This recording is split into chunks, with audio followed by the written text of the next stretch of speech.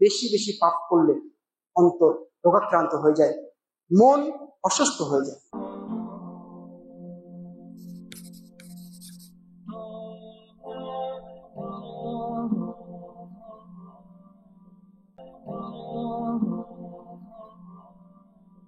আলহামদুলিল্লাহ نحمده ونستعينه ونستغفره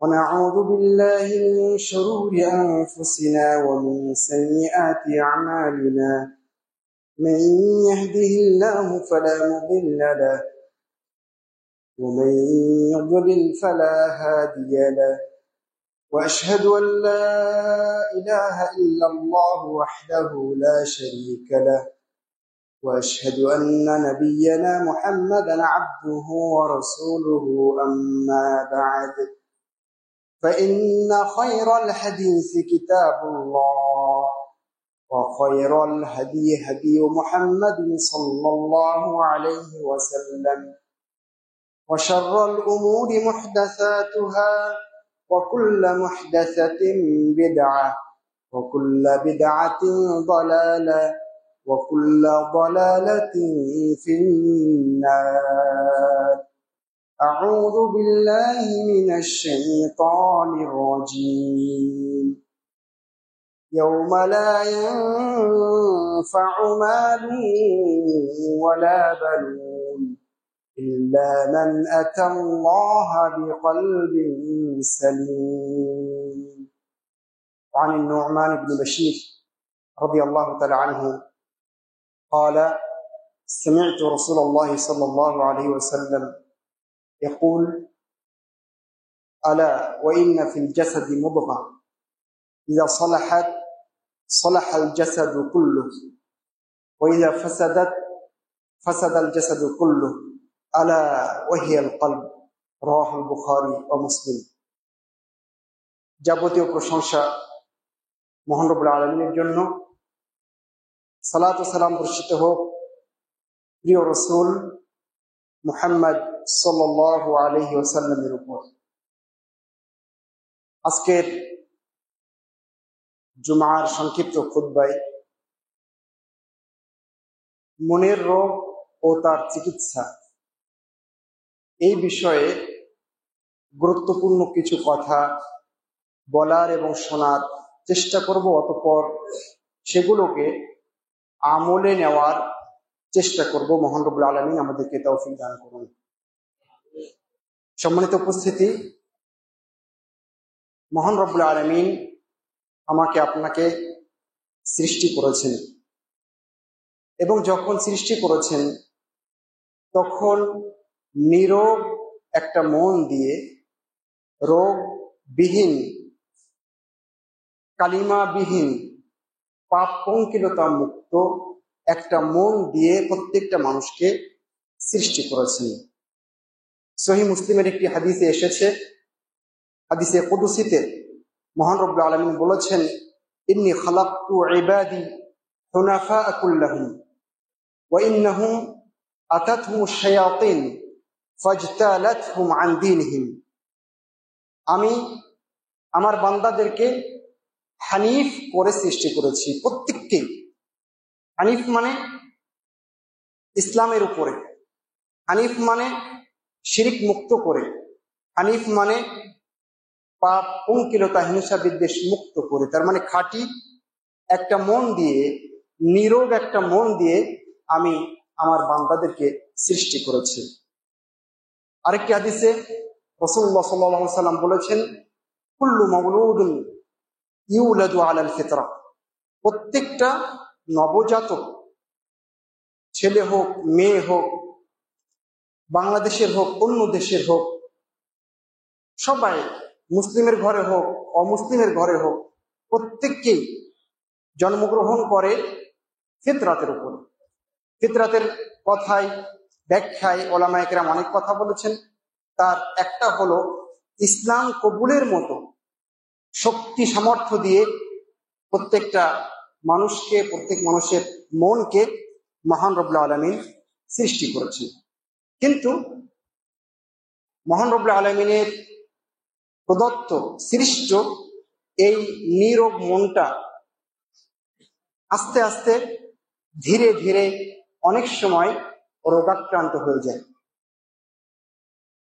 কখনো কখনো সেই রোগ আবার বৃদ্ধি পায়, কখনো কখনো মনটা অসুস্থ হয়ে মারা যায়। মহান রব্বুল আলামিন আমাদের অন্তরের যে রোগ হয়ে থাকে সেই বিষয়ে সূরা বাকারার ভিতরে বলেছেন, ফি কুলুবিহিম মারাদুন ফাযাদাহুমুল্লাহু মারাদা ওয়া লাহুম আযাবুন আলীমুন বিমা কানু ইয়াকযিবুন। আল্লাহ স্পষ্টভাবে দ্ব্যর্থহীনভাবে এখানে বলে দিলেন যে তাদের অন্তরে রোগ আছে। এই রোগ আবার আল্লাহ বাড়িয়ে দেন। কারণটা কি? কারণ হলো তাদের পাপ। পাপের কারণে এই রোগটা বেড়ে যায়। মহান রব্বুল আলামিন রাসূল পত্নীগণ, রাসূলুল্লাহ সাল্লাল্লাহু আলাইহি সাল্লামের স্ত্রীগণ, আমাদের মা, তাদেরকে লক্ষ্য করে একটি বক্তব্য দিয়েছেন যেটি কোরআনে এসেছে, যে বক্তব্যটা সর্বযুগের সকল মা ও বোনের জন্য প্রযোজ্য। মহান রব্বুল আলামিন সেখানে নারীদেরকে লক্ষ্য করে বলেছেন, ফালা তাখদা'না বিল কওল, মানে নরম করে কথা বলো না। তাহলে কি হবে? ফায়াতমা আল্লাযী ফি কলবিহি মারাদুন ওয়া কুলনা কওলান মা'রুফা, যার অন্তরে রোগ আছে সে কিছু চাইবে, সে কিছু আশা করবে। এটা নারীদেরকে আল্লাহ বলেছেন যে নরম করে কোনো পুরুষের সাথে কথা বলবে না, বেগানা পুরুষের সাথে খুব মিষ্টি করে কথা বলবে না, খবরদার। তাহলে যার অন্তরে রোগ আছে সে কিছু আশা করবে, সে কিছু পেতে চাইবে। আর আল্লাহ বললেন কুলনা কওলান মা'রুফা, তোমরা সুন্দরভাবে সৎভাবে কথা বলবে। তাহলে এখান থেকেও আমরা বুঝতে পারলাম যে মানুষের অন্তরে রোগ হয়। নিরোগ যে আত্মা মহান রব্বুল আলামিন আমাকে দিয়েছেন, আপনাকে দিয়েছেন উপহার হিসেবে, সেটাকে আমি আপনি আমাদের পাপের কারণে এটাকে রোগাক্রান্ত করে ফেলি। রোগাক্রান্ত করতে করতে অনেক সময় আমাদের মনটা মরে যায়। মহান রব্বুল আলামিন সেদিকে ইঙ্গিত দিয়েছেন সূরা আল আনআমের মধ্যে। তিনি বলেছেন, আওয়ামান কানা মাইতান ফাআহইয়াইনাহু ওয়া জাআলনা লাহু নূরান ইয়ামশি বিহি ফিন নাসি কামান মাসালুহু ফিয যুলুমাতি লাইসা বিখারিজিন মিনহা। সে কি মৃত ছিল না? তার মানে ইসলাম গ্রহণের আগে আমরা সবাই মৃত ছিলাম। যারা মুসলিম ছিলাম না, একটা সময় তাদের হৃদয়টা আসলে মরা। তার মানে আল্লাহ এখানে সাব্যস্ত করলেন মানুষ দুনিয়াতে চলছে, ফিরছে, ঘুরছে, দেখতে মনে হচ্ছে জ্যান্ত মানুষ বেঁচে আছে, কিন্তু তার অন্তরটা আসলে মারা গিয়েছে। তাহলে মানুষের অন্তর একসময় নীরব ছিল, তারপরে সেটা আস্তে আস্তে রোগাক্রান্ত হয়ে যায়। রোগটা অনেক সময় বেড়ে যায়, বাড়তে বাড়তে একটা সময় সেই অন্তরটা মারা যায়। সম্মানিত উপস্থিতি, আমাদের শরীরে অসুখ হয়, অনেক অসুখ। এই যে সম্প্রতি চোখ ওঠার প্রবলেম সারা দেশে হয়ে গেল, আমাদের এখানে হয়ে গেছে, আমারও ব্যক্তিগতভাবে হয়েছে। এগুলো খুবই সাধারণ অসুখ বিসুখ। তো দেহের অসুখ সাধারণ থেকে নিয়ে জটিল পর্যন্ত অসুখ রয়েছে। এমনকি এমন কিছু মরণ ব্যাধি আছে যেগুলো হলে মানুষ মৃত্যু কোলে ঢলে পড়ে। মহান রব্বুল আলামিন আমাকে আপনাকে প্রত্যেককেই যাবতীয় রোগ বালাই থেকে দূরে রাখুন এবং হেফাজত করুন, আমিন। প্রিয় উপস্থিতি, আমার দিন দরদি মুসলিম ভাইরা, পর্দার উপরে আমার মা ও বোনেরা, বলছিলাম যে আমাদের শরীর অসুস্থ হয়, ঠিক মন যেমন অসুস্থ হয়। বা আমি যদি উল্টিয়ে বলি তাহলে বেশি ভালো হবে। আমাদের শরীর যেমন অসুস্থ হয়, আমাদের মনটাও তেমন অসুস্থ হয়। আমি যদি আপনাকে প্রশ্ন করি, তাহলে কোন রোগটা বেশি মারাত্মক, শরীরের রোগ নাকি মনের রোগ? জবাব কি হবে? মনের রোগ। এটা আপনারা অনেকে জানেন। কেন মনের রোগ? কারণ শরীরের রোগ একটা সময় আপনাকে সর্বোচ্চ কি করতে পারে? সর্বোচ্চ কষ্ট দিয়ে দিয়ে দিয়ে দিয়ে দিয়ে জীবনটা নিয়ে নিতে পারে, এর বেশি কিছু তো না। তার মানে মারা গেলেই, যদি কেউ ক্যান্সারে আক্রান্ত হন, আল্লাহ হেফাজতে রাখুন আমাদের সবাইকে, তাহলে হয়তোবা সেটা তাকে কবর পর্যন্ত নিয়ে যেতে পারবে। মারা গেছে, ক্যান্সার আর নাই, আছে। কিন্তু মনের রোগটা এমন জটিল এবং কঠিন যে এটা যদি কারো হয়ে যায় এবং সারিয়ে তোলার চেষ্টা না করে, চিকিৎসা না করে, তাহলে এই রোগটা নিয়ে যদি কেউ মারা যায়, তাহলে মারা গেলে মনের রোগের ফলাফল শেষ হয়ে যায়। ক্যান্সার শেষ হয়ে গেছে, অন্য রোগ শেষ হয়ে গেছে, ডায়াবেটিস ছিল, মারা গিয়েছেন, এখন আর ডায়াবেটিস নাই, কিচ্ছু নাই। কিন্তু মনের রোগটা এমন জটিল এবং কঠিন যে আপনি মারা গিয়েছেন, তাও এর ফলাফল চলবে, কবরেও চলবে, কিয়ামতের ময়দানেও চলবে, বিচার হওয়া পর্যন্ত এটা চলবে, চলতে চলতে জাহান্নাম পর্যন্ত চলতে পারে। নাসআলুল্লাহ আসসালামা ওয়াল আফিয়া। সম্মানিত উপস্থিতি, তাহলে মনের রোগ, আবার মন সুস্থ, আবার মন মৃত, এই সবগুলোকে আমরা যদি একত্রিত করি, তাহলে আমাদের মনগুলোকে 3 ভাগে বিভক্ত করতে পারি। একটা হলো আল কলবুস সালিম, অর্থাৎ যে মন একদম রোগ মুক্ত। রোগ মুক্ত বলতে সেখানে পাপ নেই, পঙ্কিলতা নেই, শিরিক নেই, বিদআত নেই, হিংসা নেই, বিদ্বেষ নেই, মারামারি নেই, ঝগড়া নেই, ধোঁকাবাজি নেই, ফাঁকিবাজি নেই, ঠকবাজি নেই, আমানতদারিতার যে খেয়ানত সেটা নেই, মিথ্যা নেই, কোনো কিছু নেই। এটা হলো পরিষ্কার অন্তর, আল কলবুস সালিম। আর একটা অন্তর আছে এর ঠিক উল্টা, যেদিকে আমি ইঙ্গিত দিয়েছিলাম। মহান রব্বুল আলামিন যে কথা বলেছেন সেটা হলো আল কলবু আল মাইয়িত, মৃত অন্তর।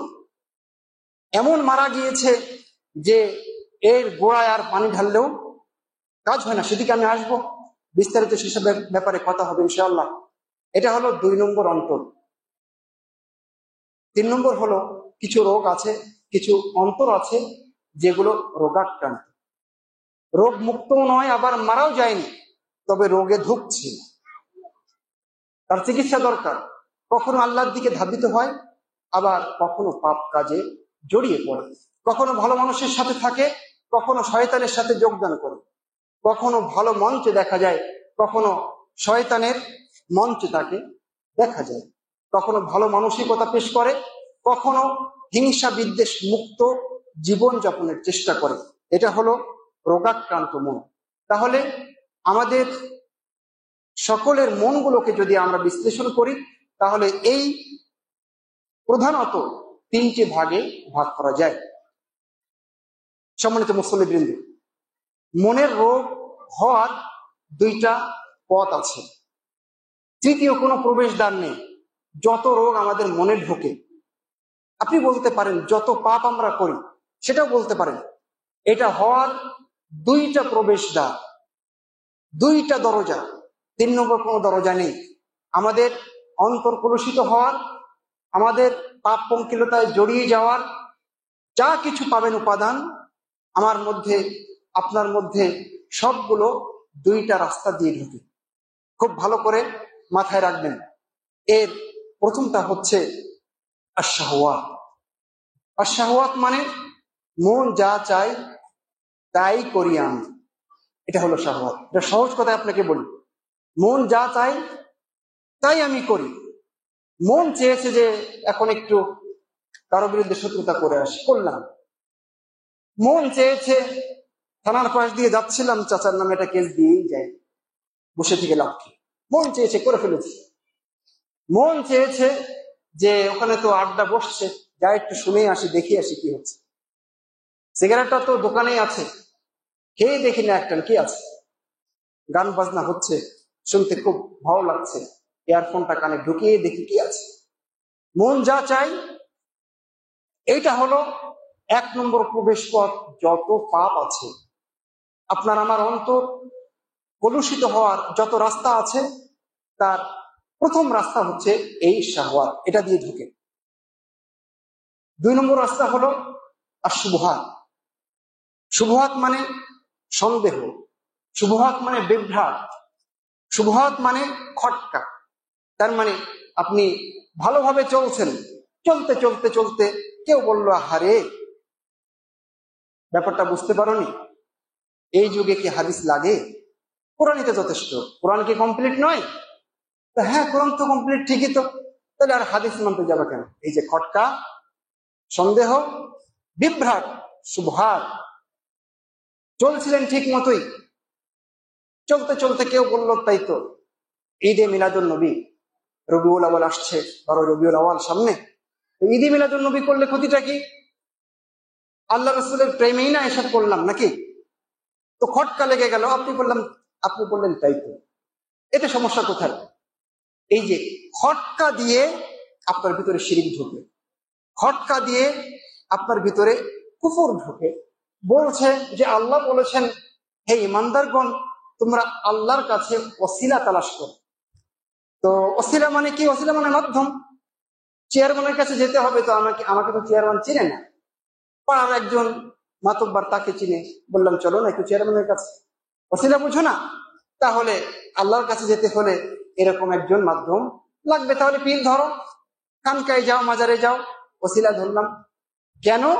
কারণ একটা খটকা আমার আপনার ব্রেনে দিয়ে দেওয়া হলো। তাহলে এটা হলো শুবহাত, শাহওয়াত এবং শুবহাত। এটা ভালো করে মনে রাখবেন, এটা আমাদের আলোচনায় মাঝে মধ্যে ব্যবহার হবে। এবং সব জায়গায় আপনি যে পাপ করেন না কেন, যে পাপে জড়ান না কেন, আপনি একটু একটা সময় মাথায় হাত দিয়ে চিন্তা করবেন, এই পাপটা কোন দিকে গিয়ে ঢুকেছে, খুঁজে দেখবেন এই 2টা রাস্তা, এর বাইরে কোনো রাস্তা নেই। সম্মানিত উপস্থিতি, তাহলে মন রোগাক্রান্ত হওয়ার জন্য এই 2টা রাস্তা রয়েছে। সুতরাং এই 2টা রাস্তার ব্যাপারে আমাদেরকে সাবধান থাকতে হবে। পবিত্র কোরআন মনের কয়েকটা রোগের কথা আমাদেরকে জানান দিয়েছে। মানুষের যে সমস্ত রোগ সরাসরি মনে গিয়ে অ্যাটাক করে, তার কয়েকটার কথা পবিত্র কোরআন আমাদেরকে জানিয়েছে। তার একটা হলো আযযাইদ। মহান রব্বুল আলামিন পবিত্র কোরআনে বলেছেন, ফালাম্মা যাগু আযাগাল্লাহু কুলুবাহুম, যখন তারা বক্র হয়ে গেল, তখন আল্লাহ তাদের মনকে বক্র করে দিলেন। যখন তারা দিগ্ভ্রান্ত, পদস্খলিত হয়ে গেল, তখন মহান রব্বুল আলামিন তাদের অন্তরকে পদস্খলিত করে দিলেন। তাহলে মানুষ যখন নিজেকে, নিজের মনকে পদস্খলিত করতে চাইবে, বাঁকা করতে চাইবে, তখন আল্লাহ সেই অন্তরকে বাঁকা করে দিবেন। এটা একটা মনের রোগ, পবিত্র কোরআনে আল্লাহ বলে দিয়েছেন। মহান রব্বুল আলামিন আর একটা রোগের কথা বলেছেন পবিত্র কোরআনে, সেটা হলো মারাদুল কাসওয়া, মন শক্ত হয়ে যাওয়া, খুব পাথরের মতো হার্ড, কঠিন এবং শক্ত হয়ে যাওয়া। এইদিকে ইঙ্গিত দিয়ে মহান রব্বুল আলামিন বলেছেন, সুম্মা কাসাত কুলুবুকুম মিন বা'দি যালিকা ফাহিয়া কাল হিজারাতি আও আশাদ্দু কাসওয়া। মনকে মহান রব্বুল আলামিন বলেছেন পাথরের মতো, বরং তার চেয়ে কঠিন। ইসলাম এসেছে, ঈমান এসেছে, কোরআন এসেছে, হাদিস এসেছে, আল্লাহ রাসূল এসেছেন, সবকিছু স্পষ্ট, তারপরে এদের মনটা নরম হয় না। এই মনগুলো একদম পাথরের মতো। আল্লাহ বলছেন আও আশাদ্দু কাসওয়া, বরং পাথরের চেয়েও শক্ত। পানি দিলেও ঢোকে না, ওয়াজ করলেও কাজ হয় না, নসিহত করলেও এই মনগুলো গ্রহণ করে না। কোরআনের আয়াত বলবেন, অনুবাদ করবেন, এই হৃদয়গুলো প্রকম্পিত হয় না। জাহান্নামের কথা বলবেন, এরা ভয়ে থরথর করে কাঁপে না। জান্নাতের কথা বলবেন, জান্নাতের আশায় এদের বুক বাঁধে না। দুনিয়ার কোনো ভয় দেখাবেন, কিছুই কাজ করে না, এই যেন পাথর। মহান রব্বুল আলামিন এটাকে মনের একটা মারাত্মক ব্যাধি হিসেবে আখ্যায়িত করেছেন। মহান রব্বুল আলামিন মনের আর একটা রোগের কথা বলেছেন, সেটা হলো লোহায় যেমন মরিচা পড়ে, ঠিক মানুষের মনে মরিচা পড়ে যায়। মহান রব্বুল আলামিন এইদিকে ইঙ্গিত দিয়ে বলেছেন, কাল্লা বাল রানা আলা কুলুবিহিম মা কানু ইয়াকসিবুন। মানুষের পাপের কারণে মানুষের অন্তরে মরিচা পড়ে যায়। তাহলে যে যত বেশি পাপ করবে তার অন্তরটা ধীরে ধীরে মরিচা দিয়ে ভরে যাবে, ঢেকে যাবে। যদি কেউ পাপ করে তারপরে আবার পুণ্য করে, আবার ভালো কাজ করে, তাহলে আস্তে আস্তে ওই ভালো কাজটা হৃদয়ের মরিচাটা আস্তে আস্তে কি করে দেয়, ঘষে ঘষে দূর করে দিতে পারে। কিন্তু পাপের পরে পাপ, তাহলে মরিচার উপরে মরিচা, এইভাবে অন্তরটা কলুষিত হয়ে যায়, অন্তরটা অন্ধকার হয়ে যায়। পাপ করতে করতে একটা সময় মানুষ এমন পর্যায়ে পৌঁছে যে তার অন্তরে মহান রব্বুল আলামিন মোহর মেরে দেন। মহান রব্বুল আলামিন বলেছেন, বাল তাবাআল্লাহু আলাইহা। ইহুদিদের অন্তরের ব্যাপারে বলতে গিয়ে বলেছেন, বরং আল্লাহ এই অন্তরগুলোতে মোহর মেরে দিয়েছেন, সিলগালা করে দিয়েছেন। সূরা বাকারাতে আপনারা জানেন মহান রব্বুল আলামিন বলেছেন, খাতামাল্লাহু আলা কুলুবিহিম ওয়া আলা সামিইহিম ওয়া আলা আবসারিহিম গিশাওয়া। মহান রব্বুল আলামিন তাদের অন্তরে মোহর মেরে দিয়েছেন, একদম এমন মোহর বেড়েছেন যে সেখানে ভালো কিছু ঢোকে না। এরপরে আর একটা রোগের কথা মহান রব্বুল আলামিন কোরআনে বলেছেন, সেটা সবচেয়ে কঠিন রোগ।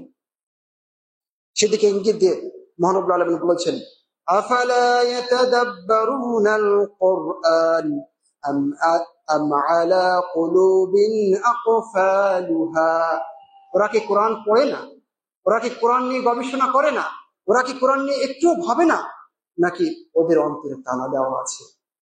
এটা হলো সবচেয়ে জটিল এবং কঠিন মনের রোগ। যদি অন্তরে তালা পড়ে যায়, তাহলে ওই তালার জন্য যে চাবি, সেই চাবি না হওয়া পর্যন্ত খুলবে না।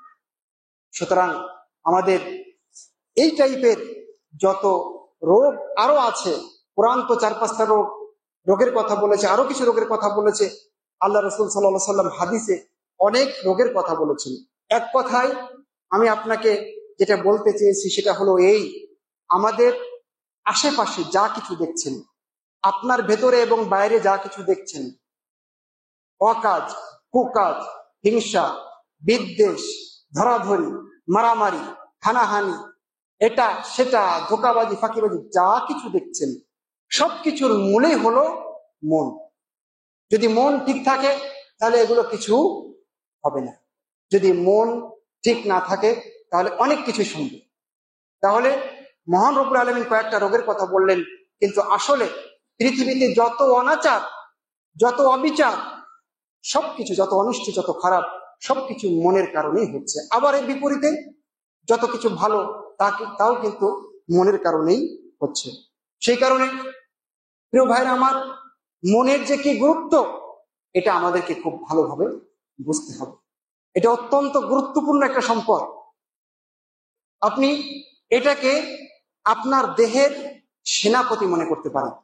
আর পুরো অঙ্গ প্রত্যঙ্গ যা আছে, আপাদমস্তক, মাথা থেকে পা পর্যন্ত যা আছে, এগুলো হলো সাধারণ সৈনিক, এগুলো হলো জেনারেল সোলজার।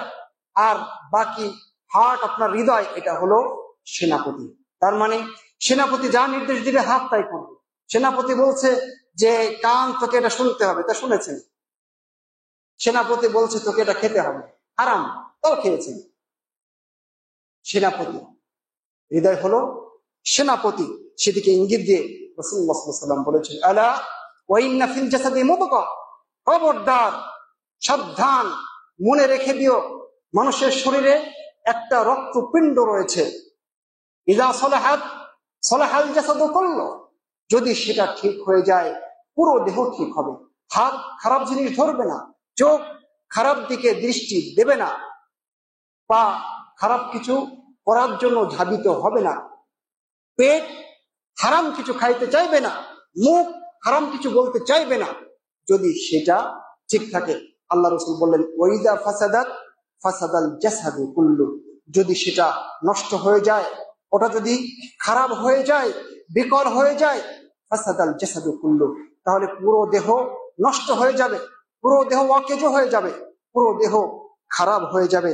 তারপর আল্লাহ রাসূল বললেন আলা ওয়াহিয়াল কলব। আল্লাহ রাসূল 2 বার হাদিসটাতে আলা শব্দ ব্যবহার করেছেন, সাবধান করেছেন, আমাদের দৃষ্টি নিবন্ধ করেছে, আকর্ষণ করেছেন, আমাদের মন কেড়ে নেওয়ার চেষ্টা করেছেন এই বিষয়টার প্রতি। সম্মানিত উপস্থিতি, আল্লাহ রাসূল বলেছেন আলা ওয়াহিয়াল কলব, সাবধান থাকবে, এই অংশটা কিন্তু সেই হার্ট, মন, এটা ঠিক করতে হবে। যদি এটা ঠিক না হয় তাহলে সব নষ্ট হয়ে যাবে। মন এত গুরুত্বপূর্ণ। একজন মুসলিম যত নিয়ামত প্রাপ্ত হয়, সেই নিয়ামতের মধ্যে একটা গুরুত্বপূর্ণ নিয়ামত হচ্ছে তাকওয়া। সেই তাকওয়া থাকে কোথায়? হাতে, পায়ে। কোথায় থাকে তাকওয়া? তাকওয়া অন্তরে থাকে। মহান রব্বুল আলামিন বলেছেন উলাইকাল্লাযীনা ইমতাহানাল্লাহু কুলুবাহুম লিত্তাকওয়া, তারাই সেসব মানুষ যাদের অন্তরগুলোকে মহান রব্বুল আলামিন তাকওয়ার জন্য যাচাই বাছাই করে নিয়েছেন। তাহলে তাকওয়া কোথায় থাকে? অন্তরে থাকে, মনে থাকে। মন এত গুরুত্বপূর্ণ বিষয়। রাসূলুল্লাহ সাল্লাল্লাহু আলাইহি ওয়াসাল্লাম মুসনাদে আহমদের একটি হাদিসের সনদ সহিহ, আল্লাহ রাসূল সাল্লাল্লাহু আলাইহি ওয়াসাল্লাম বলেছেন আত-তাকওয়া হাহুনা, 3 বার আল্লাহ রাসূল এই কথা বলেছেন, তাকওয়া তো এখানে, তাকওয়া তো এখানে, তাকওয়া তো এখানে, এই কথা বলছেন রাসূলুল্লাহ সাল্লাল্লাহু আলাইহি ওয়াসাল্লাম, আর তার বুকের দিকে ইশারা করছেন। তাকওয়া এত গুরুত্বপূর্ণ যে মহান রব্বুল আলামিনের দৃষ্টি, হৃদয়টা এত গুরুত্বপূর্ণ যে মহান রব্বুল আলামিনের দৃষ্টি আমার হৃদয়ে থাকে, মহান রব্বুল আলামিনের দৃষ্টি আপনার মনে থাকে। আপনার চেহারা কত ভালো, আপনার শারীরিক গঠন কত চমৎকার, আপনার গায়ের রং কত সুন্দর, আপনার কত অর্থ আছে, কত ধন আছে, কত কি আছে, এগুলো আল্লাহ দেখেন না, বরং তিনি দেখেন তোমার মনে কি আছে। সহিহ মুসলিমের স্পষ্ট হাদিস, এই হাদিসটা আমাদের সবার জানা আছে, ইন্নাল্লাহা লা ইয়ানজুরু ইলা সুওয়ারিকুম ওয়া আমওয়ালিকুম ওয়ালাকিন ইয়ানজুরু ইলা কুলুবিকুম ওয়া আমালিকুম। আল্লাহ তোমাদের আমল দেখেন, তোমাদের মনটা দেখেন। সম্মানিত উপস্থিতি, তাহলে মনটা কত গুরুত্বপূর্ণ হলে মহান রব্বুল আলামিনের দৃষ্টি সেখানে, অন্য কোথাও না। প্রিয় ভাইরা আমার, ইবনুল কাইয়িম রাহিমাহুল্লাহ তার জগৎ বিখ্যাত গ্রন্থ মাদারিজুস সালিকিনে একটা চমৎকার কথা বলেছেন। সেটা হলো এই, 2 জন মানুষ পাশাপাশি দাঁড়িয়ে সালাত আদায় করছেন, কিন্তু নেকির দিক দিয়ে একজন আসমানে আর একজন জমিনে। কি কারণে? কারণ 2 জনের মন একরকম না। একজন তাকওয়া নিয়ে, একজন ইখলাস নিয়ে, একজন আল্লাহর ভীতি নিয়ে সালাত আদায় করছেন, আর একজন সালাত আদায় করছেন ঠিকই, তবে তিনি সালাতে দাঁড়িয়ে বেলদি বাজারে গিয়ে বাজারও করছেন, সদাইও করছেন। মনের কারণে মানুষের নেকির অনেক তফাৎ। একই কাজ 2 জন ব্যক্তি করছেন, কিন্তু মনের কারণে একজন আসমানে আর একজন জমিনে। ইবনুল কাইয়িম রাহিমাহুল্লাহ এই কথা চমৎকার ভাবে বলেছেন। প্রিয় উপস্থিতি, অন্তর যার ভালো সেই হলো সর্বোৎকৃষ্ট মানুষ। সুনান ইবনে মাজার একটি হাদিস, শেখ আলবানী রাহিমাহুল্লাহ হাদিসটাকে সহিহ বলেছেন। আল্লাহ রাসূলকে জিজ্ঞেস করা হলো আইয়ুন নাসি আফদাল, আল্লাহ রাসূল সবচেয়ে উত্তম মানুষ কে? রাসূলুল্লাহ সাল্লাল্লাহু আলাইহি ওয়াসাল্লাম বললেন কুল্লু মাহমুমিল কলবি সাদুকিল লিসান। আল্লাহ রাসূল বললেন যার মুখ সত্য কথা বলে, মিথ্যা কথা বলে না কখনো। কালকে একটা সাক্ষ্য দিয়েছিল একটা ব্যাপারে, আজকে বলছে না না এটা আমি করিনি, এটা তো আমি বলিনি।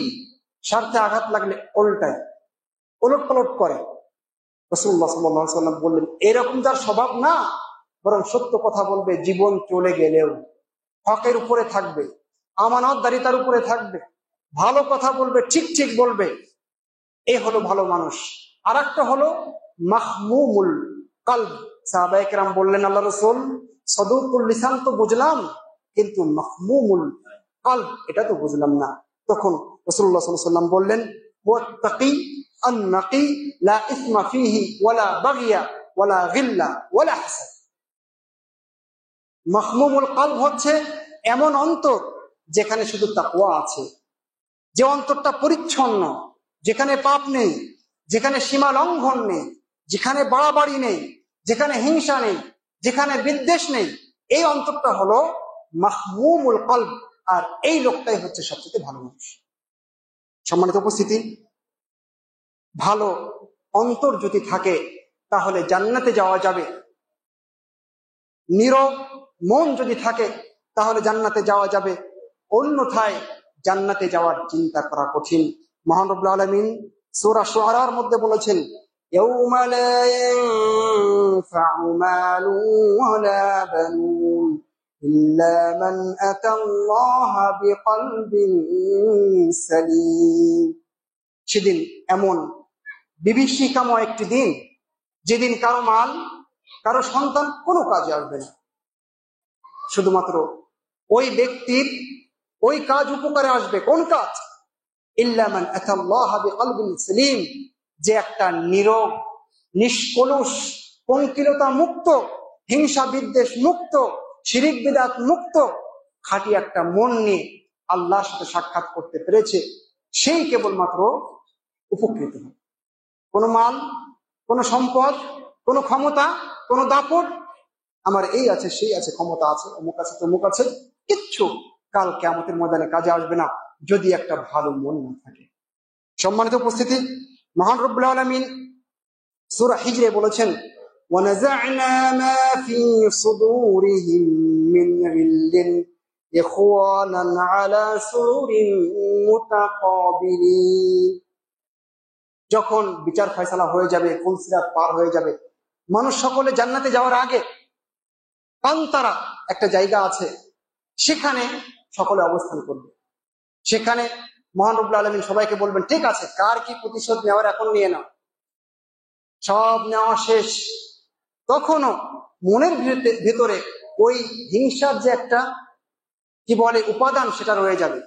তখন আল্লাহ সেগুলোকে ছিনিয়ে বের করে নেবেন, তারপরে জান্নাতে প্রবেশ করাবেন। সুতরাং হিংসা বিদ্বেষ, রুগ্ন মন, এগুলো নিয়ে জান্নাতে প্রবেশ করা যাবে না। প্রিয় উপস্থিতি, তাহলে যে মনের গুরুত্ব এত বেশি, সেই মন যদি রোগাক্রান্ত হয়, তাহলে সেই রোগের জন্য কি উপসর্গ রয়েছে, কি লক্ষণ রয়েছে, যে রোগ দেখে আমি বুঝতে পারবো সত্যি আমি মনের দিক দিয়ে রোগাক্রান্ত, সত্যি আমার ভিতরে সিমটম পাওয়া গেছে, আমি সত্যি মনের দিক দিয়ে রোগী হয়ে গেছি। এটা দেখলে, এটা কি কি দেখলে আমরা বুঝতে পারবো আমি সেদিকে শুধুমাত্র একটু ইঙ্গিত দিয়ে যাচ্ছি, অনেক কথা বলতে হবে।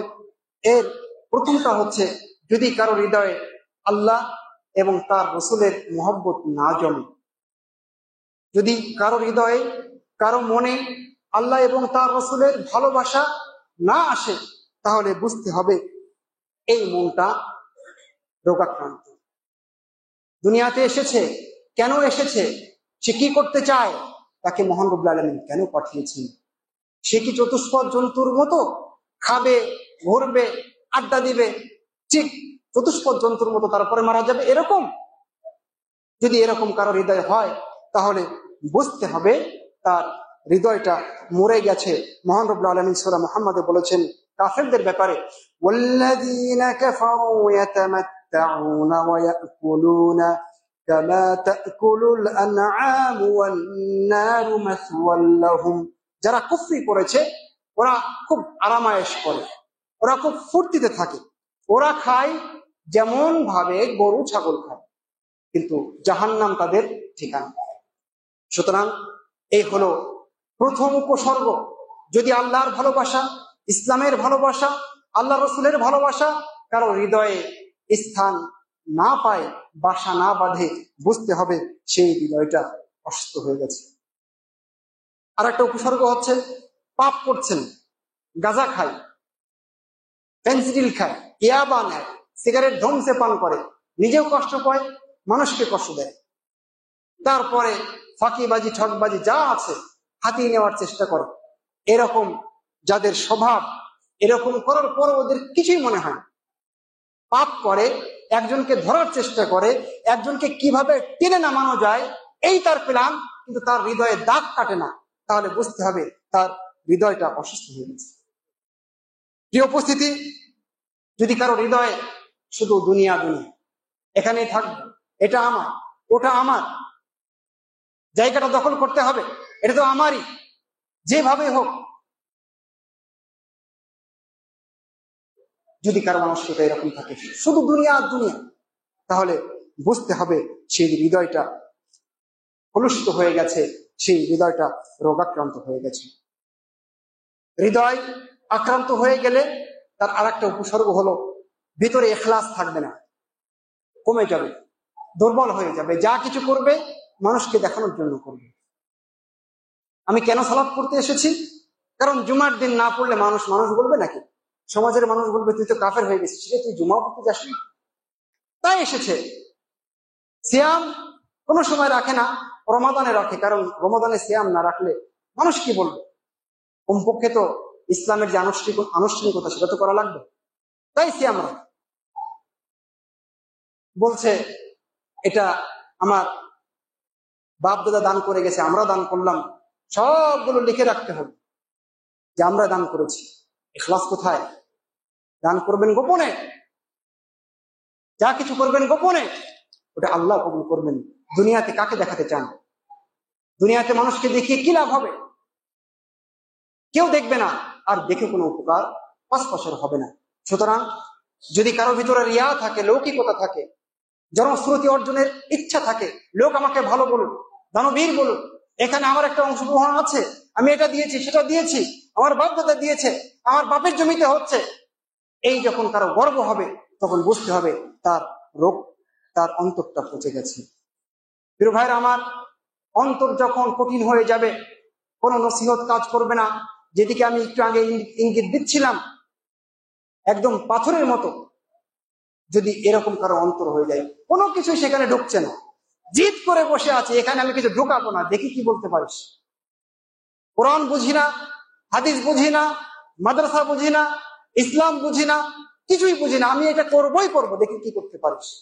মন যদি কারো এরকম শক্ত হয়ে যায়, বুঝবেন আপনার অন্তর রোগাক্রান্ত, আপনাকে চিকিৎসা করতে হবে। যদি অনেক আশা থাকে, এটা করব, সেটা করব, অনেক দিন বাঁচবো, এই কয়টা বাড়ি হবে, এই কয়টা গাড়ি হবে, খালি দুনিয়া নিয়ে চিন্তা, পরকালে কোনো চিন্তা নেই, অনেক লম্বা আশা, তাহলে বুঝবেন অন্তরটা মরে গেছে। যদি অন্তরে হিংসা, বিদ্বেষ, ক্রোধ, মারামারি, হানাহানি, ফাঁকিবাজি, ধোঁকাবাজি, ঠকবাজি, জোর করে নেওয়া, আমানতের খেয়ানত, মিথ্যা, চগলখড়ি, গীবত ইত্যাদি ভরে যায়, তাহলে বুঝবেন আপনার মনে আর তেমন কিছু ভালো বাকি নেই। প্রিয় ভাইরা আমার, এরপরে অন্তর রোগাক্রান্ত হওয়ার আর একটা আলামত হচ্ছে যে যারা ভালো মানুষ তাদেরকে ঘৃণা করা। এটা অন্তর মরে যাওয়ার, অন্তর রোগাক্রান্ত হয়ে যাওয়ার আর একটা উপসর্গ। যদি কেউ দেখবেন ভালো মানুষকে ঘৃণা করছে, তাহলে বুঝবেন তার মনটা মরে গেছে। সম্মানিত উপস্থিতি, তাহলে এখন আমরা উপসর্গ জানলাম, তাহলে মনের এই রোগগুলো কেন হচ্ছে সেদিকে আমি খুব সংক্ষিপ্ত করে শুধুমাত্র পয়েন্টগুলো বলে যাচ্ছি। এর প্রথম কারণ হচ্ছে শিরিক। যদি কেউ শিরিক করে তাহলে অন্তর মরে যায়। 2 নম্বর হচ্ছে যদি কেউ আল্লাহর জিকির থেকে গাফেল থাকে, কোরআন তেলাওয়াত না করে, আল্লাহর জিকির না করে, কোরআন নিয়ে না ভাবে, আল্লাহর সৃষ্টি নিয়ে না ভাবে, তাহলে মানুষের অন্তরটা মরে যায়। হক জেনেছে আমি যেটা করছি এটা হক নয়, বরং উনি যেটা বলছেন সেটাই হক, হক জানার পরেও মেনে নেয় না, এটা আরেকটা কারণ মন রোগাক্রান্ত হয়ে যাওয়ার।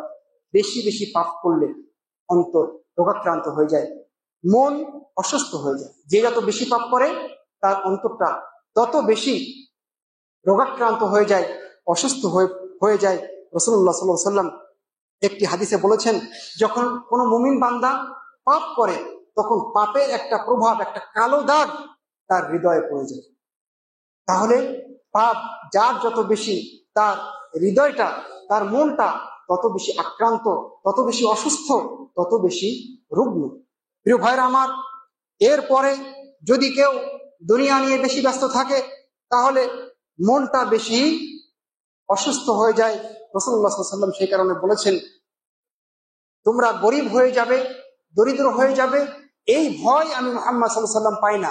তবে দুনিয়া তোমাদের সামনে মেলে ধরা হবে, অনেক ধন সম্পদ, অনেক মালামাল ইত্যাদি, অনেক ক্ষমতা প্রতিপত্তি ইত্যাদি যখন তোমাদের সামনে মেলে ধরা হবে, তোমরা ওর পিছনে লেগে যাবে, আমি এটার ভয় পাই। যদি এটা হয়ে যায় কারো, তাহলে বুঝতে হবে এর কারণে মানুষের মনটা মরে যায়, রোগাক্রান্ত হয়ে যায়। সম্মানিত উপস্থিতি, এরপরে আরেকটা, অকারণে, বিনা কারণে, খামাখা মানুষের সাথে মিশবেন না। যদি মিশতে হয় প্রয়োজনে মিশবেন, ভালো মানুষের সাথে মিশবেন। যদি কেউ খারাপ মানুষের সাথে মেশে, অযথা মেশে, কোনো কাজ নাই তাও আড্ডা পিটায় গাছতলায় বসে, কোনো কাজ নাই তাও দোকানে বসে, কোনো কাজ নেই তাও চায়ের স্টলে বসে, আজান হয় মানুষ মসজিদের দিকে যায়, আর ওরা চায়ের স্টলে একে একে জমা কি বলে একতাবদ্ধ হয়, সেখানে গিয়ে সমবেত হয়, সেখানে এই গল্প আড্ডায় সময় পার করে। এই কাজ করবেন না। এই কাজ করলে কি হবে? অন্তরটা অসুস্থ হয়ে যাবে। আমাদের চেষ্টা করতে হবে ভালো মানুষের সাথে মেশা। শয়তানের সাথে মিশবে যে, সেও শয়তানের আচরণ শিখবে, আর যে ভালো মানুষের সাথে মিশবে সে ভালো মানুষ হবে। সেই কারণে যদি কেউ মনকে নীরব রাখতে চায়, তাহলে তাকে অবশ্যই ভালো মানুষের সাথে মিশতে হবে। আর তাও সারাদিন মেশার দরকার নেই, যতটুক না মিশলেই নয় ততটুক মেশার চেষ্টা করতে হবে। সম্মানিত উপস্থিতি, এরপরে আমাদের হারাম খাদ্য খাওয়া যাবে না। হারাম খাবার খেলে অন্তর মরে যায়, গান বাজনা ইত্যাদি শুনলে অন্তর মরে যায়, এগুলো আমাদের গুরুত্বপূর্ণ। অন্তর মরে যাওয়ার কারণ, অন্তর রোগাক্রান্ত হওয়ার কারণ। এরপরে আরেকটা বিষয় আছে, সেটা হলো দর্শন। যেটা দেখা আপনার জন্য হারাম, আমার জন্য হারাম, সেটা আমি দেখতেই আছি। সারাদিন টিভির সামনে কত চ্যানেল আমি যে দেখছি, কোনো কিছু আমি বাদ রাখছি না। সারাদিন মোবাইল নিয়ে কত যে সাইট আছে, সবগুলো আমার ঘোরা শেষ। দেখি আমি নেশাগ্রস্ত হয়ে গেছি, তাহলে আমি অসুস্থ হওয়ার, মনকে রোগাক্রান্ত করার উপাদান আমি গ্রহণ করছি। আপনি বাঁচাতে পারবেন না নিজেকে। সুতরাং এই জায়গাগুলো থেকে, এই কারণগুলো থেকে যদি আমরা নিজেকে হেফাজত করতে পারি, তাহলে আমরা রোগ বালাই থেকে, বিশেষ করে শারীরিক রোগের পাশাপাশি মানসিক রোগ থেকে, মনের রোগ থেকে আমরা বেঁচে থাকতে পারবো। মহান রব্বুল আলামিন আমাদের সকলকে মনের রোগ থেকে বেঁচে থাকার তৌফিক দান করুন। আমিন সুম্মা আমিন। আকুলু কওলি হাযা ওয়া আস্তাগফিরুল্লাহ লি ওয়া লাকুম ওয়া লিসাইরিল মুসলিমিন। ইন্নাল হামদুলিল্লাহি আলা ইহসানি ওয়া শুকরু লাহু আলা তাওফীকিহি ওয়া ইমতিনানি ওয়া আশহাদু আল লা ইলাহা ইল্লাল্লাহু ওয়াহদাহু লা শারীকা লাহু তা'যীমান লিশানি ওয়া আশহাদু আন্না নাবিyyana মুহাম্মাদান আবদুহু ওয়া রাসূলুহু দাঈয়ান ইলা রিদওয়ানি ওয়া আলা আলিহি ওয়া আসহাবিহি ওয়া ইখওয়ানি। আম্মা বা'দ। সম্মানিত উপস্থিতি, এরপরে যে বিষয়টা নিয়ে কথা বলবো সেটা হলো রোগের, মন কেন রোগাক্রান্ত হয়, এর কি উপসর্গ, এসব বিষয়ে আমরা জানলাম। তাহলে এখন কি চিকিৎসা? আমি তো বুঝতে পারছি আমার রোগটা এখন, আমার মনটা এখন রোগাক্রান্ত, আমার মনটা মরে গেছে, আমার মনটা অসুস্থ হয়ে গেছে। তাহলে আমি এখন কি করতে পারি? এখানে ভূমিকাতে দু একটা কথা আপনাকে জোর দিয়ে বলতে চাই, খুব গুরুত্বের সাথে বলতে চাই। সেটা হচ্ছে এই, আপনার জ্বর হলে, আপনার অন্য কোনো রোগ হলে যেমন চিকিৎসা নেন, মনের রোগ হলেও চিকিৎসা নিতে হবে। বরং আগে চিকিৎসা নিতে হবে, বরং মনের চিকিৎসাটা সব সময় নিতে হবে। কেন? কারণ মনটা খুব দ্রুত পরিবর্তনশীল। রাসূলুল্লাহ সাল্লাল্লাহু আলাইহি ওয়াসাল্লাম বলেছেন, মানুষের অন্তর, মানুষের মন মহান রব্বুল আলামিনের দুই আঙ্গুলের মধ্যে রয়েছে। তিনি যেভাবে ইচ্ছা এগুলোকে ঘোরান ফেরান। সুতরাং মনটা খুব বেশি দ্রুত পরিবর্তন হয়, সে কারণে এর চিকিৎসাও বেশি দরকার। শেখ ওসাইমিন রাহিমাহুল্লাহ তিনি বলেছেন, মনটা এত দ্রুত পরিবর্তন হয়, মুহূর্তের মধ্যেই একটা মানুষ মুমিন ছিল কাফের হয়ে যায়, একটা মানুষ তাওহীদবাদী ছিল মুশরিক হয়ে যায়, একটা মানুষ ভালো মানুষ ছিল মুনাফিক হয়ে যায় মুহূর্তের মধ্যে। এটা হতে সময় লাগে না। সুতরাং এর চিকিৎসাটা সব সময় করতে হবে, সার্বক্ষণিক আমাদের চেষ্টা চালাতে হবে। শরীরের কোনো রোগ বালাই হলে বড় ডাক্তারের কাছে যায়, বড় হাসপাতালে যায়, দেশের বাইরেও যায়, ইন্ডিয়ার অনেক জায়গায় যায়, অন্য কোথাও যায়, কিন্তু মনের চিকিৎসার জন্য কতটুকু আমরা সময় ব্যয় করেছি? না, ব্যয় করি না, মোটেও ভাবি না। মন পচে যাচ্ছে আর আমি শরীর নিয়ে ব্যস্ত হয়ে পড়েছি, কি লাভ এই শরীর দিয়ে? সম্মানিত উপস্থিতি, তাহলে আমাদের মনের চিকিৎসা অবশ্যই করতে হবে। প্রথম মনের চিকিৎসার প্রথম ডোজ হলো ইখলাস। যা কিছু করবেন আল্লাহর জন্য করবেন। দান করবেন, মানুষের সাথে কথা বলবেন, কিছু বলবেন, যা কিছু করবেন না কেন সবকিছুর পেছনে আল্লাহর খুশি, তার রেজাবন্দি উদ্দেশ্য হতে হবে। এটা হলো মনের রোগের প্রথম চিকিৎসা। 2 নম্বর হলো মুতাবাআত রাসূল।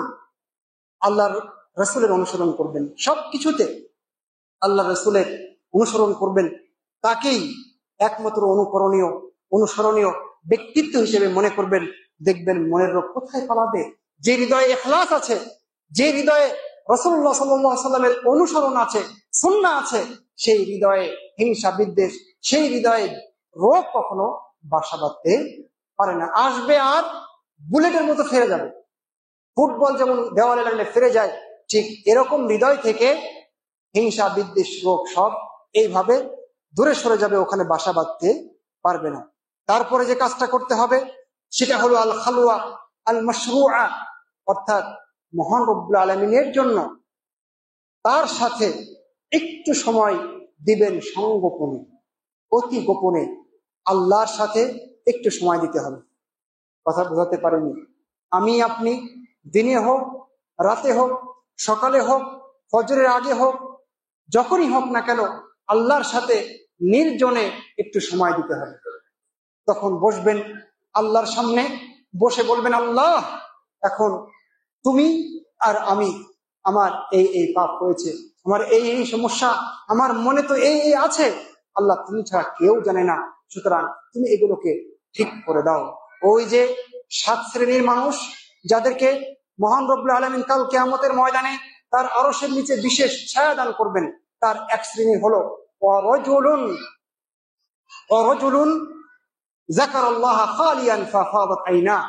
ওই ব্যক্তি যে আল্লাহকে নির্জনে ডেকেছে, আল্লাহকে নির্জনে সময় দিয়েছে, জিকির করেছে, এবং জিকির করা অবস্থায় তার 2 চোখ দিয়ে পানি পড়েছে, অশ্রু দিয়ে পানি বয়ে, কপল দিয়ে তার গাল দিয়ে বয়ে গেছে, এই লোক কাল কিয়ামতের ময়দানে আরশের বিশেষ ছায়াতলে আশ্রয় পাবে। সম্মানিত উপস্থিতি, তাহলে আমরা প্রত্যেকেই একটু করে সময় দেওয়ার চেষ্টা করব, নির্জনে আল্লাহর কাছে যাব, আল্লাহর কাছে বসবো, আল্লাহর সান্নিধ্যে বসবো, সেখানে কিছু আল্লাহর সাথে শেয়ার করার চেষ্টা করবো, যেখানে কেউ থাকবে না। দেখবেন আস্তে আস্তে মনের রোগগুলো চলে যাবে। তারপরে যে কাজটা করতে হবে, কোরআন প্রতিদিন পড়তে হবে। পড়ি কি আমরা? কোরআন নিয়ে ভাবা, কোরআনে কি আছে এটা নিয়ে চিন্তা করা, এটা তো অনেক পরে। রিডিং করব, আমরা রিডিং করব, এটাই আমাদের হয়ে ওঠে না, সময় নেই, এত ব্যস্ত, আজকে অনেক ব্যস্ত। জি না, কোরআন এরকম হলে হবে না। কোরআনই আগে রাখতে হবে, অন্য যা কিছু আছে, যত ব্যস্ততা আছে ওটা পরে, আগে কোরআন পড়বেন। প্রতিদিন কমপক্ষে যেন কোরআনের কিছু অংশ হলেও, 1 পৃষ্ঠা হলেও যেন একজন মুসলিম হিসাবে আমি আপনি তেলাওয়াত করি। দেখবেন মনের রোগটা আস্তে আস্তে চলে যাবে, কারণ কোরআন আমাদের জন্য শিফা। আল্লাহ বলেছেন, ইয়া আইয়ুহান নাস ক্বাদ জাআতকুম মাউইযাতুম মির রাব্বিকুম ওয়া শিফাউন লিমা ফিস সুদূর। অন্য জায়গায় আল্লাহ বলেছেন যে কোরআনে আমি শিফা নাজিল করেছি। সুতরাং কোরআন যদি কেউ তেলাওয়াত করে তাহলে তার অন্তরের রোগ, ভেতরের রোগ, বাইরের রোগ, কোনো রোগী আর থাকবে না বিইজনিল্লাহি তাআলা। তারপরে চিকিৎসা হলো বেশি বেশি করে আল্লাহর জিকির করতে হবে। রাসূলুল্লাহ সাল্লাল্লাহু আলাইহি সাল্লাম একটি হাদিসে বলেছেন, মাসলুল্লাযী ইয়াযকুরু রাব্বা ওয়াল্লাযী লা ইয়াযকুরু মাসালুল হাইয়্যি ওয়াল মাইয়্যিত। যে আল্লাহর জিকির করে আর যে আল্লাহর জিকির করে না, দুজনের উদাহরণ হচ্ছে মৃত এবং জীবিত মানুষের মতো। অর্থাৎ যে আল্লাহর জিকির করে সে হলো জীবিত, আর যে আল্লাহর জিকির করে না, সুবহানাল্লাহ, আল্লাহু আকবার, লা ইলাহা ইল্লাল্লাহ ইত্যাদি ইত্যাদি যত জিকির আছে, এগুলো যারা করে না, আল্লাহকে যারা স্মরণ করে না, এদের অন্তরটা আল্লাহ রাসূল সাল্লাল্লাহু আলাইহি সাল্লাম বলেছেন মরা অন্তর। এই জন্য পবিত্র কোরআনে মহান রব্বুল আলামিন বলেছেন, আলা বিযিকরিল্লাহি তাতমাইন্নুল কুলুব। আল্লাহর জিকির দিয়ে কি মানুষের মনগুলো প্রশান্ত হয় না? অবশ্যই হয়। সেই কারণে মহান রব্বুল আলামিন সালাত দিয়েছেন 5 বার, হজ দিয়েছেন 1 বার, যাকাত দিয়েছেন বছরে 1 বার, অন্যান্য ইবাদত সীমাবদ্ধ করে দিয়েছেন। কিন্তু জিকির এমন একটা ইবাদত, আল্লাহ বলছেন ইয়া আইয়ুহাল্লাযীনা আমানু যিকুরুল্লাহা যিকরান কাসীরা, অনেক জিকির করো। অন্য জায়গায় আল্লাহ বলছেন যে ফাযকুরুল্লাহা কিয়ামান ওয়া কুউদান ওয়া আলা জুনুবিকুম, তোমরা আল্লাহর জিকির করো দাঁড়িয়ে বসে শুয়ে। এর কোনো সীমা রেখা নেই। যদি আমরা আল্লাহ জিকির করতে পারি, উঠতে বসতে চলতে ফিরতে শুয়ে খেতে সব জায়গায়, ঘুমানোর আগে ঘুম থেকে ওঠে, তাহলে মনের রোগ কোথায় পালাবে বুঝতেই পারবেন না। তারপরে যে ওষুধটা প্রয়োগ করতে হবে সেটা হলো শুবহাত যেখানে আছে দূরে থাকতে হবে। খবরদার, যে বক্তব্যের মধ্যে আপনার ঈমান নিয়ে ছিনিমিনি খেলার উপাদান রয়েছে, যে বই পড়লে আপনার ঈমান টিকবে কি টিকবে না আপনি নিশ্চিত নন, এরকম বই পড়া যাবে না, এরকম বক্তব্য শোনা যাবে না, এরকম কোন বক্তার খপ্পরে পড়া যাবে না। আজকের ফিতনার যুগে, মিডিয়ার যুগে, ফেসবুকে, ইউটিউবে আরো যতগুলো মিডিয়া আছে, সোশ্যাল মিডিয়া, সেগুলো আজকে ফিতনার একটা কেন্দ্রবিন্দু হয়েছে। এখানে যত শুবহাত আসছে, শুবহাতের ব্যাখ্যা আগে দিয়েছিলাম, যত সংশয়, যত বিভ্রাট, যত খটকা তৈরি করে দেওয়া হচ্ছে। একজন মানুষ সকালে মুসলিম ছিল, বিকাল হতে হতে, বিকাল হওয়ার আগে কাফের হয়ে যাচ্ছে। সুতরাং শুবহাত যেখানে আছে সেখানে আপনি যাবেন না। আমাদের সালাফি সালেহিন সেই কাজটাই করতেন। একটা ঘটনা আপনাকে শোনাই। মা আমার বলছেন, আমি ইবনু তাউসের কাছে ছিলাম, আর ইবনু তাউসের কাছে তার ছেলে ছিলেন। এরকম সময় একজন লোক আসলো, যে লোকের নাম হলো সালেহ। তো এই লোকটার তাকবীরের ব্যাপারে অ্যালার্জি ছিল, বিভ্রান্তি ছিল। তো লোকটা কথা শুরু করলো। লোকটা কথা শুরু করতেই দেখলাম যে তাকবীর সম্পর্কে সে কিছু কি বলে খারাপ কথা বলছে, অসত্য কথা বলছে। যখন এই কথা সে বলছে, তখন সাথে সাথে দেখলাম ইবনু তাউস তার 2 কানে হাত দিয়েছে। 2 কানে হাত দিয়ে বলছে, বাবা তোমারও 2 কানে হাত দাও। খবরদার, মনগুলো আমাদের অনেক নরম, এখানে যে কোনো সময় যে কোনো জিনিস ঢুকে যেতে পারে। সুতরাং যে কোনো জিনিস শোনা যাবে না, যে কোনো বই পড়া যাবে না। আপনি কোন সাইড দেখছেন, কোন বক্তার বক্তব্য শুনছেন, কোন লেখকের কোন বই পড়ছেন, এটা হিসাব করে চলতে হবে। না হলে দুর্বল মনটা কখন ছো মেরে আপনাকে নিয়ে চলে যাবে আপনি বুঝতেই পারবেন না। এটা হলো আরেকটা ওষুধ। আরেকটা ওষুধ হলো শুবহাত যেখানে আছে, শাহওয়াত যেখানে আছে, অর্থাৎ মন যা চায় তা করা যাবে না, মনের উপরে নিয়ন্ত্রণ রাখতে হবে। রাসূলুল্লাহ সাল্লাল্লাহু আলাইহি ওয়াসাল্লাম বলেছেন, হুফফাতিন নারু বিশ-শাহওয়াত, শাহওয়াত দিয়ে জাহান্নামকে ঘিরে দেওয়া হয়েছে। তার মানে যদি কেউ মন যা চায় তাই করে, তাহলে জাহান্নামের পথ কি হয়ে যাবে? ক্লিয়ার হয়ে যাবে, পরিষ্কার হয়ে যাবে। সুতরাং আমাদের মন যা চায় সেটাই করা যাবে না। সারাদিন, সারাক্ষণ, সর্বাবস্থায় তাওবা করতে হবে, ইস্তিগফার করতে হবে। আল্লাহ রাসূল সাল্লাল্লাহু আলাইহি ওয়াসাল্লাম প্রতিদিন 100 বার তওবা করতেন, আর বলতেন, মানুষরা তোমরাও তওবা করো, আমি 100 বার তওবা করি। যদি আল্লাহ রাসূলের 100 বার তওবা করা লাগে, যার আগের গুনাহ মাফ, পরের গুনাহ মাফ, সব মাফ, তার 100 বার তওবা করা লাগে, তাহলে আমি আপনি গুনার সাগরে হাবুডুবু খাচ্ছি, আমাদের কি করা লাগবে ভাই? আমাদের সারাক্ষণ তওবা করতে হবে, সারাক্ষণ ইস্তিগফার করতে হবে, তারপরে ভালো মানুষের সাথে চলতে হবে। এটা খুবই ইম্পর্টেন্ট জিনিস। কখনো শয়তানের সাথে মিশবেন না, ফাঁকিবাদের সাথে মিশবেন না, যার অন্তর কালোতার সাথে মিশবেন না, যার অন্তর বক্রতার সাথে মিশবেন না। কখন আপনি বক্র হয়ে যাবেন, কখন আপনি শয়তান হয়ে যাবেন বুঝতে পারবেন। চিকিৎসা, গুরুত্বপূর্ণ চিকিৎসা, সৎসঙ্গের কথা আল্লাহ রাসূল একাধিক জায়গায় বলেছেন। অসৎ সঙ্গ কত যে খারাপ তার উদাহরণ রাসূলুল্লাহ সাল্লাল্লাহু আলাইহি ওয়াসাল্লাম অনেক হাদিসে দিয়েছেন। আমি সেদিকে যাওয়ার সময় পাচ্ছি না। তারপরে আর একটা চিকিৎসা হলো সবসময় আল্লাহকে হাজির নাজির মনে করবেন। আল্লাহ আপনাকে দেখছেন। মহানবুল আলামিন বলছেন ওয়ায়ালামু মা তুসিররুনা ওয়া মা তু'লিনুন আল্লাহু আলিমুম বিযাতিস সুদূর। তোমরা যা প্রকাশ্যে করো, যা গোপনে করো, তা আল্লাহ জানেন। আল্লাহ অন্তরে যা আছে সব কিছুই তিনি সম্মুখ অবগত। সে ব্যাপারে তার কোনো কিছু বাকি নেই।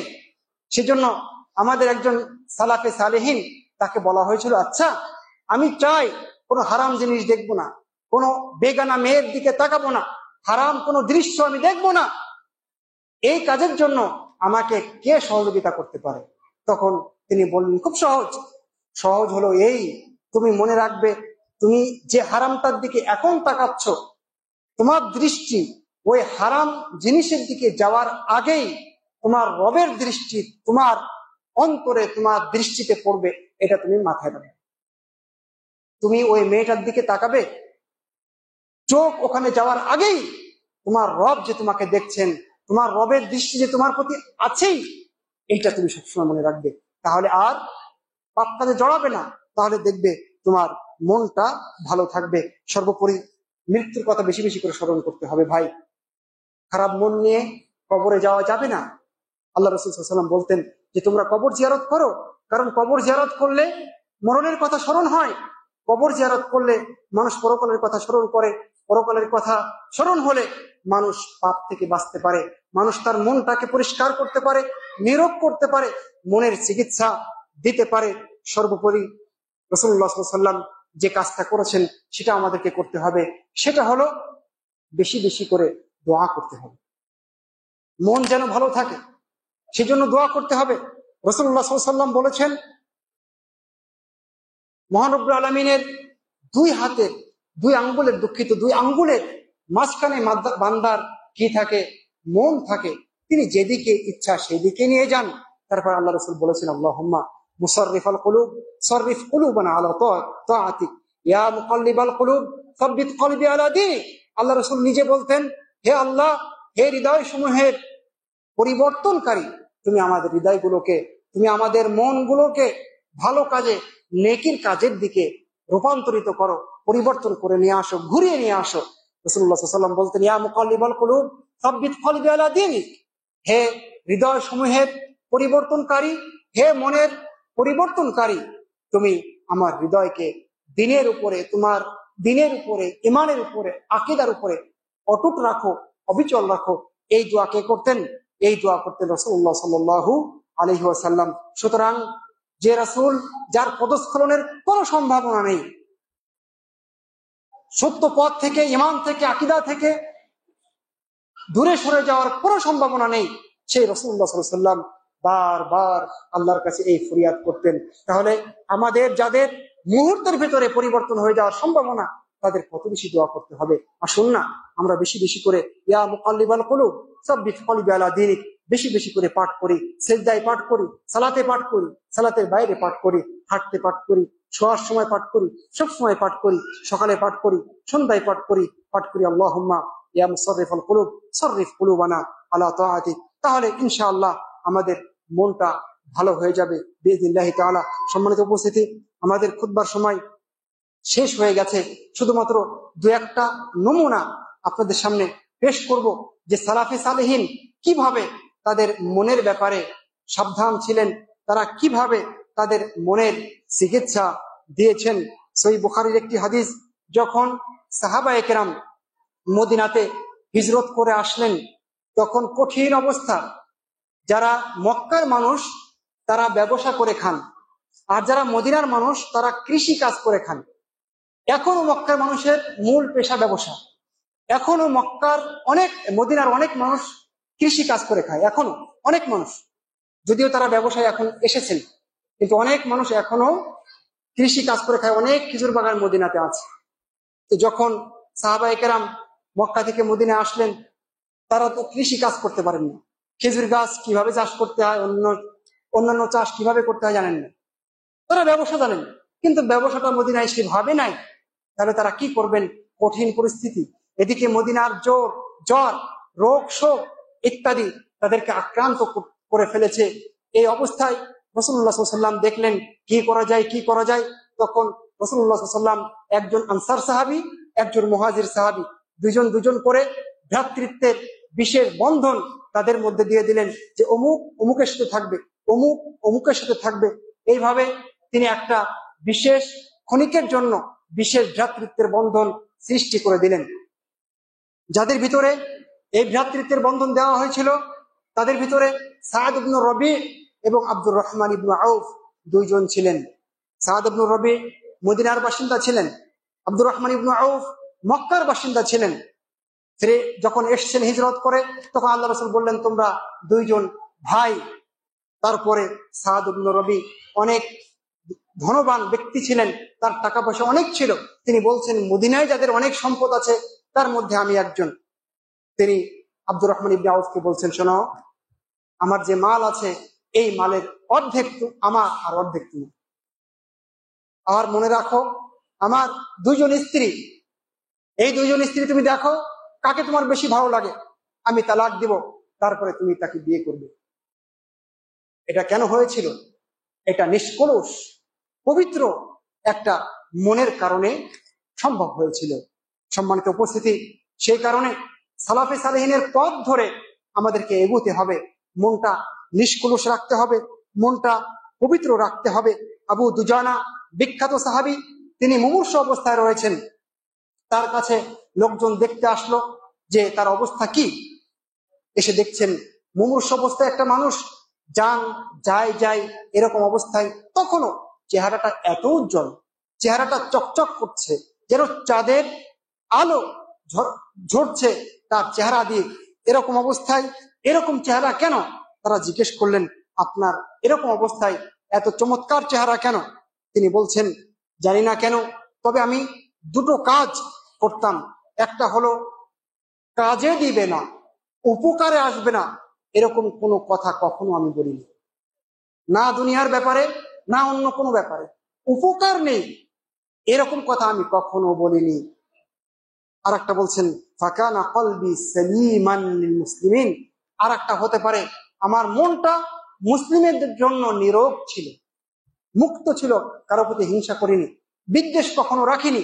হতে পারে তার এটা ফল। সম্মানিত উপস্থিতি, সেই কারণে আপনি দেখবেন সাহাবায়ে কেরাম কত গোপনে ইবাদত করার চেষ্টা করতেন, কারণ তারা জানতেন গোপনে ইবাদত করতে পারলে নিজের মনটাকে রিয়া মুক্ত রাখা যাবে, নিজের মনটাকে ভালো রাখা যাবে, নীরব রাখা যাবে। ওমর ইবনুল খাত্তাব রাদিয়াল্লাহু তাআলা আনহু আবু বকর রাদিয়াল্লাহু তাআলা আনহু সম্পর্কে বলছেন যে আল্লাহুম্মা ইলমি বি আন্না সারীরাতাহু খায়রুম মিন আলানিয়াতিহি। আমরা জানি যে আবু বকর অনেক ভালো মানুষ, কিন্তু আল্লাহ আমি জানি তার বাইরে যা ভিতর তার চেয়ে অনেক ভালো। সম্মানিত উপস্থিতি, দেখেন কিভাবে তারা ভেতরটা ভালো করার কাজে আত্মনিয়োগ করতেন। আহমদ ইবনে হাম্বল তিনি বলছেন, আব্দুল্লাহ ইবনুল মুবারক বিখ্যাত একজন মানুষ, বলছেন তিনি তার এত মর্যাদা কেন, আব্দুল্লাহ ইবনুল মুবারকের দাম এত বেশি কেন, তার সম্মান এত বেশি কেন, এত উঁচু কেন? কারণ ইমাম আহমদ বলছেন যে তিনি সব কাজ গোপনে করার চেষ্টা করতেন, কিছুই দেখাতেন। তার একটা ঘটনা আছে, এক যুদ্ধে কাফের বাহিনীর সাথে মুসলিম বাহিনীর যুদ্ধ হচ্ছে, মুসলিম বাহিনীর মধ্যে আব্দুল্লাহ ইবনুল মুবারকও আছেন। কাফের বাহিনী বলছে, আসো, কে আছো, চলে আসো, যুদ্ধ করব। একজন লোক মুখে কাপড় জড়িয়ে এগিয়ে গেছে যুদ্ধ করবার জন্য। যুদ্ধ করতে করতে, এটাকে মুবারাজা বলা হয়, যুদ্ধের শুরুতে ফাইট হয় একজন দুইজনের সাথে আগে, তারপরে চূড়ান্ত যুদ্ধ হয়। সেই মুখে কাপড় বাঁধা লোকটা কাফেরকে হত্যা করে ফেলেছে। আর একজন এসে বলছে, আসো দেখি। ওই লোকটা আবার দৌড়ে এসেছে। তারপরে লোকটাকে যখন খুঁজে বের করা হয়েছে যে এই কাপড় পরিহিত লোকটাকে, তখন কেউ বুঝতে পারছিল না। দেখে তিনি হলেন আব্দুল্লাহ ইবনু আল মুবারক।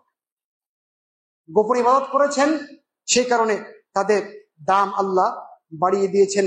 আলী ইবনুল হুসাইন তিনি রাতের অন্ধকারে গোপনে গোপনে রুটি তৈরি করে মদিনার মিসকিনদের বাড়িতে বাড়িতে দিয়ে আসতেন, কাউকে ডাকতেন না, এমন জায়গায় নিরাপদ জায়গায় রেখে আসতেন পরের দিন দেখতো যে তাদের বাসায় রুটি কোত্থেকে এসছে কেউ জানে না। যখন আলী ইবনে হুসাইন তিনি মারা গেলেন, তখন দেখা গেল কারো বাড়িতে আর রুটি পাওয়া যায় না।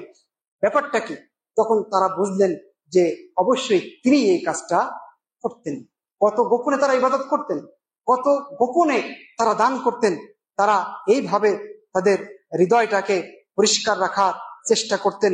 আর একটা কথা, একটা তাদের কাহিনী শুনেই আমি শেষ করব। আমর ইবনে কাইসের কাহিনী। তিনি 20 বছর ধরে সিয়াম রাখতেন। তার মানে কোন সিয়াম? যত সিয়াম আছে একটাও ছাড়তেন না। সৌমে দাউদ বলেন, তারপরে আইয়ামে বীজ বলেন, সাপ্তাহিক সিয়াম বলেন, যত সিয়াম আছে শরীয়ত সম্মত একটাও ছাড়তেন না। 20 বছর ধরে তিনি এই সিয়াম রেখেই চলেছেন, কিন্তু তার বাড়ির একজন সদস্যও জানে না যে আমর ইবনে কাইস সিয়াম রাখেন। তার মানে তার বাজারে ব্যবসা ছিল। তিনি কি করতেন? সকালে রুটি বানিয়ে সাথে করে নিয়ে যেতেন, ওখানে গিয়ে খাবেন এরকম একটা দেখাতে চাইতেন, গিয়ে দোকানে গিয়ে ওটা দান করে দিতেন। সারাদিন খাওয়া দাওয়া নাই, ঠিক সন্ধ্যার আগে ফিরে এসে খেতেন। তো বাড়ির লোকজন মনে করতো যেটা সকালে নিয়ে গেছিল এটা দিয়ে সারাদিন চলেছেন, আর যেটা বাড়ি ফিরে এসে খেয়েছেন সেটা তো রাতের খাবার খেয়েছেন। এইভাবে টানা 20 বছর সিয়াম রেখেছেন। তার সিয়ামের ব্যাপারে কেউ খবর রাখে না, বাড়ির লোকও খবর রাখে না।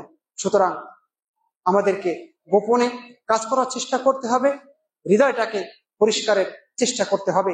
যদি আমরা সফলকাম হতে চাই, যদি আমরা মুক্তি পেতে চাই, যদি আমরা ইহকালে শান্তি পেতে চাই, হিংসুক মন নিয়ে, বিদ্বেষপূর্ণ রোগাক্রান্ত মন নিয়ে আপনি দুনিয়াতেও শান্তি পাবেন না, পরকালেও এই মন নিয়ে আপনি জান্নাতে যাওয়ার আশা করতে পারেন না।